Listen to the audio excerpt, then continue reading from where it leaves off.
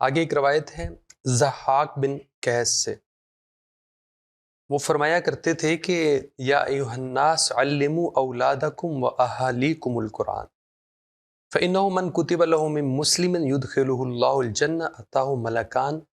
فاقتنفاه فقالا له وارتقي في درج الجنة حتى ينزلا به حيث انتهى علمه من القرآن۔ جی، تو اس میں وہ اسی مضمون کو ترغیب کا، ضحاک ابن قیس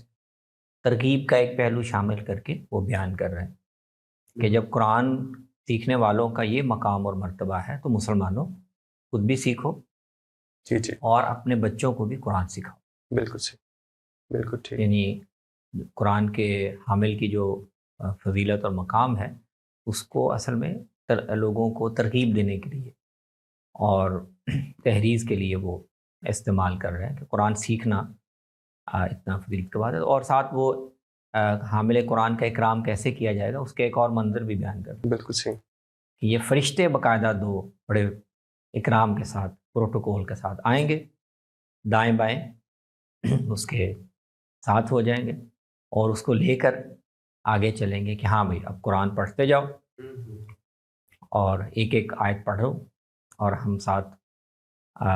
تمہارا استقبال کرتے ہوئے، تمہیں پروٹوکول دیتے ہوئے تمہارے اس مقام تک لے جائیں گے۔ بالکل صحیح، یعنی حیث انتہا علمہ من القرآن، تو جہاں جتنا اس نے قرآن سیکھا ہوا ہے، یاد کیا ہوا ہے، ہاں وہ ختم ہوگا، وہیں پر اس کا پھر مقام بھی مقام بھی طے ہو جائے۔